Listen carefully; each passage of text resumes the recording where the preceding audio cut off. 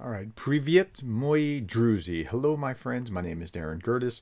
I do daily updates on what's going on in Ukraine, and I review the news to try to understand and make sense and create context for people who are interested and care about what's going on in Ukraine. Okay, it's day 326, and here's what we're talking about today.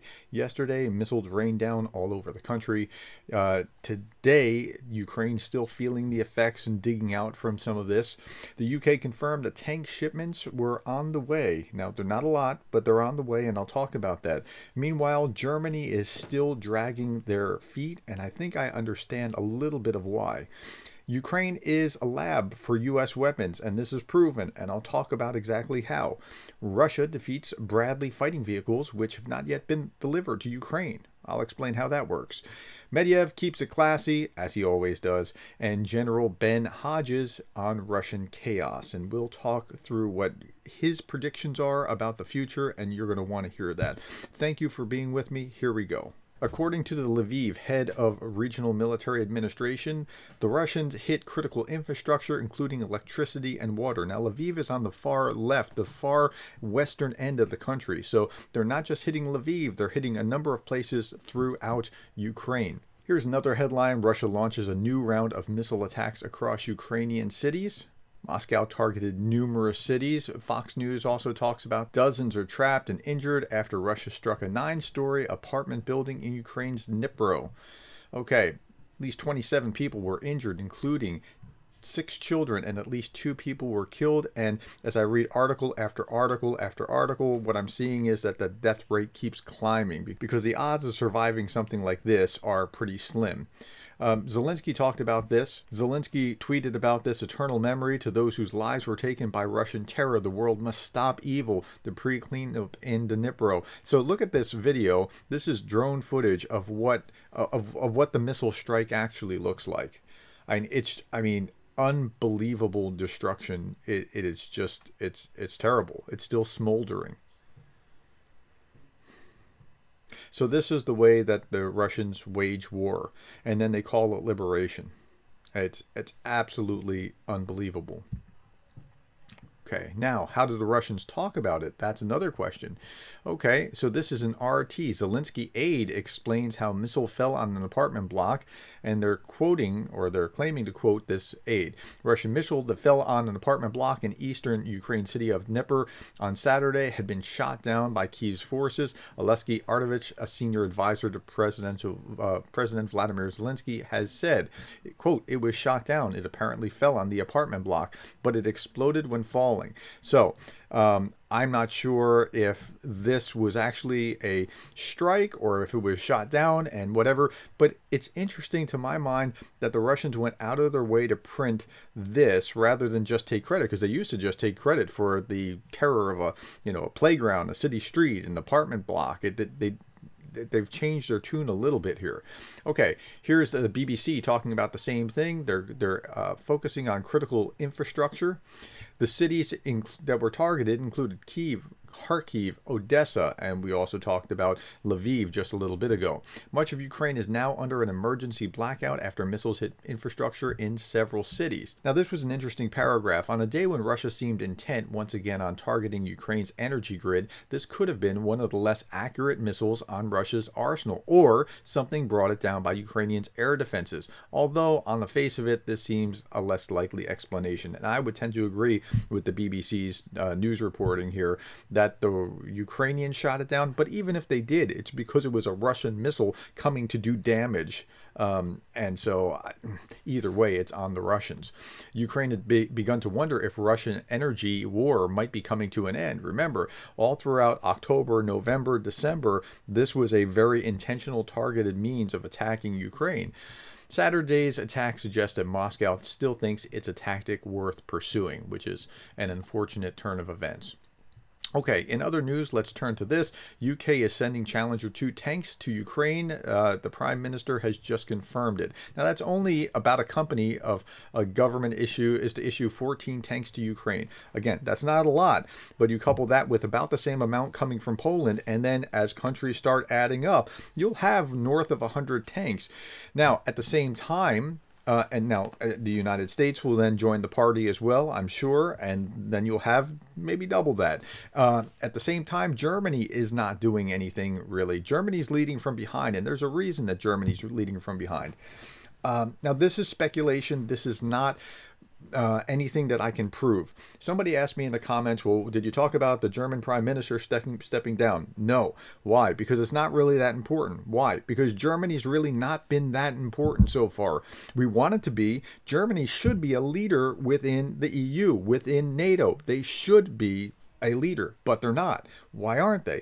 I think, and again, this is my speculation, I think that Germany is thinking through the long game of how they can have normalized business relations with Russia again on the other side of it. They're overlooking the mass murder that's happening daily because they want to think through the economic considerations later on, and I think that's terrible. That's not the way to approach this. You have to stop it's almost like if you see a body on the ground lying there, and the first thing you do, you're trained to, like, you don't, oh, is your hand out of shape? No, don't worry about the broken arm or anything along those lines. There's blood coming out. Well, you want to stop blood, but you first got to go to the airways and make sure the person can breathe. It's that kind of thing where we need to stop the acuteness right now of the damage being done before we think about how to mend the broken arm later on. Battle tanks from Germany's industrial reserves wanted by Ukraine will not be ready to be delivered until 2024. They're slow walking these, and they shouldn't be. They've been aware of what's going on. If they can solve the issue with getting off of Russian natural gas, and they have worked out that, and good on Germany for having worked that out, because they were essentially dependent, almost like a slave, dependent on Russian gas, and they've gotten away from that. They could get this to go faster, but they don't have the political will to do that.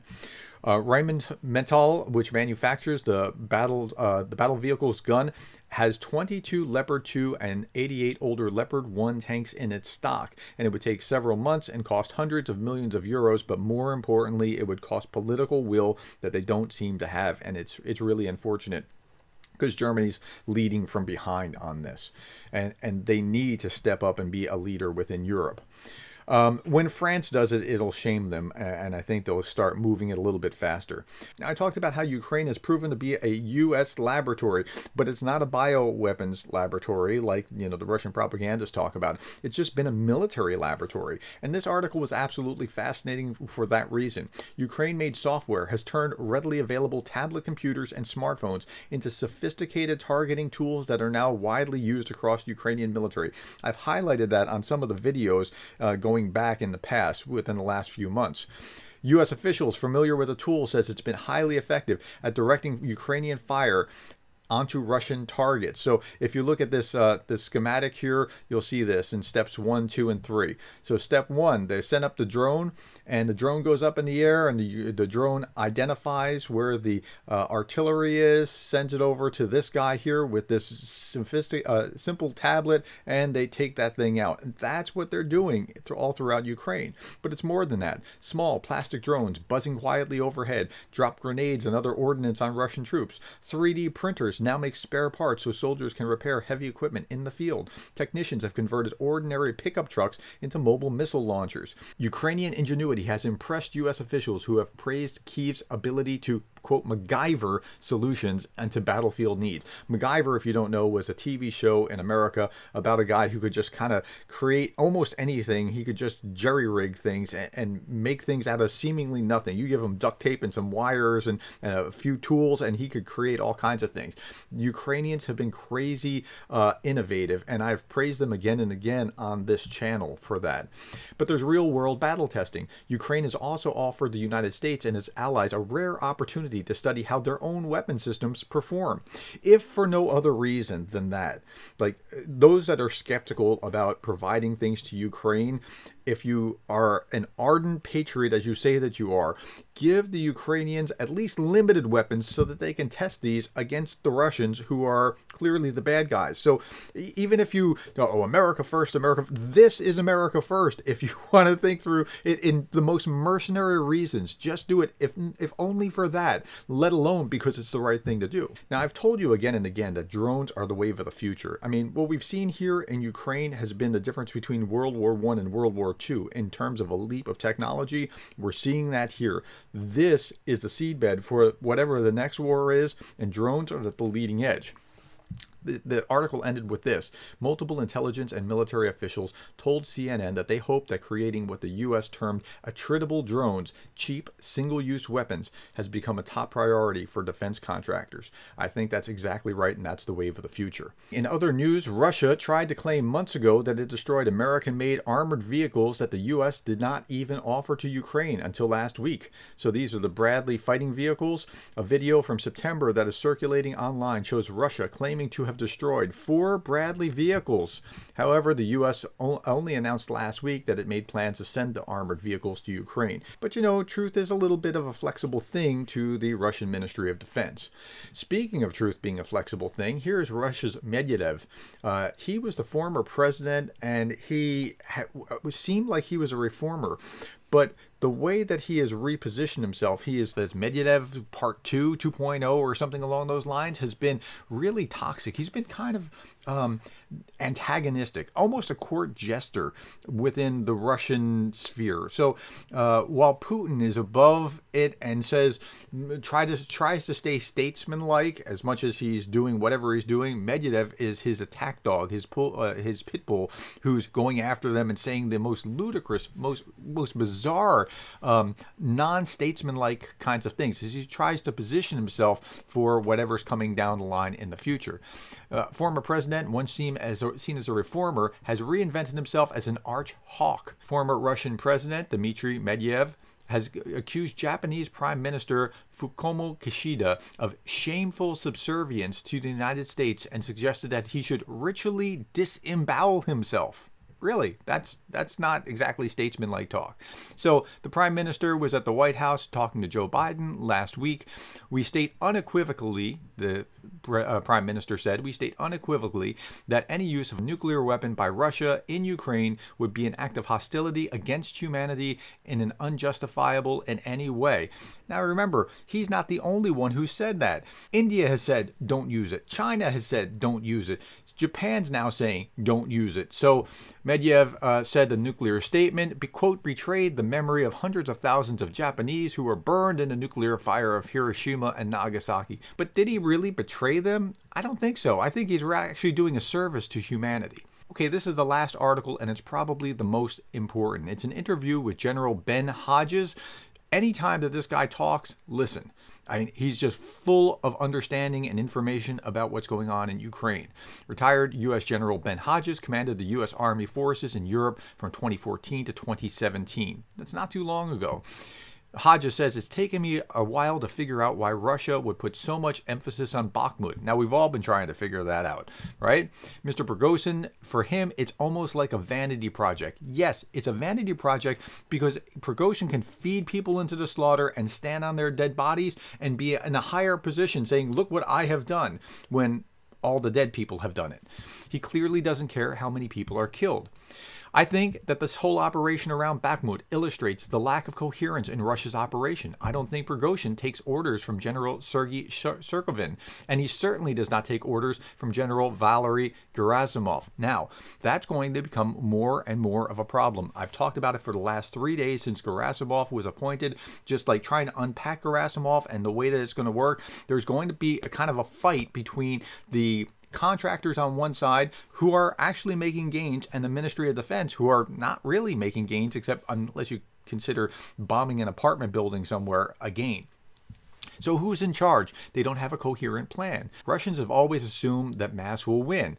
that they would eventually just overwhelm Ukrainian forces. They haven't been able to do that. Ukrainians have been so professional, so skilled. Okay, so that's an excellent point. So the Russians have been fighting this war like and the analogy that I would use is like there's a bar fight, and there's a half dozen lumbering, big, drunken Russians, and there's this one Ukrainian guy in the middle, but he happens to be a mixed martial artist. And the difference between the way that they lumber at him and they just go, I'm gonna, right? And he's swinging at him, and the martial artist is just dodging and hitting, right? Ukrainians have been crazy tactical. They've been great at actually deciding what they're going to strike, where they're going to strike, how to tactically destroy things that need to be destroyed and not get killed along the way to the degree possible. And Hodges continues, and Ukraine has consistently gone after logistics, transportation, networks, ammunition storage. That's what I mean. They've been very clever, very focused on what they need to do, not just trying to destroy everything in their path. Now, Hodges also has a prediction that I think is absolutely amazing. He was asked about tanks and things along those lines, but he kind of changed the subject.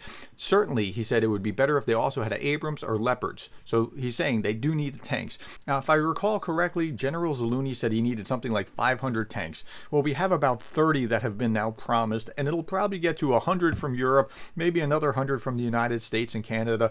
And by that point, you'll have about half that you actually need. But he's talked about tanks before. Hodges went on to say that there are other things that Ukrainians are doing to build up capacity for the next phase of their counteroffensive.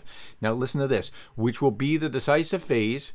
Okay, I don't know how long that decisive phase will be, which I think is the liberation of Crimea. Wow, that's Ben Hodges saying that. Now, he also went on to say this, it's going to be long. This is not over after Ukraine liberates Crimea. They're going to have to protect themselves for a long time to come. But liberating Crimea would be awesome. Now, how do you liberate Crimea? That's a great question. Well, how do you do that? This is how I think they liberate Crimea. There are only two roads that lead to Crimea, the Kerch Bridge and the land bridge. One's already been severely damaged. The other one's already been hit. That's what needs to happen over the next few months, and we need to provide Ukraine the ability to do that. And I think they will do that. It's only a matter of time. They've been so innovative over time. So thank you for spending time with me. I hope that was helpful to you today. Please like, share, leave me comments below, ask me questions. I'm willing to answer. If you want to support the channel, you can buy me a cup of coffee. Thank you to the dozen or so of you that have already done that. And you can also read my book on Amazon Kindle Unlimited for free.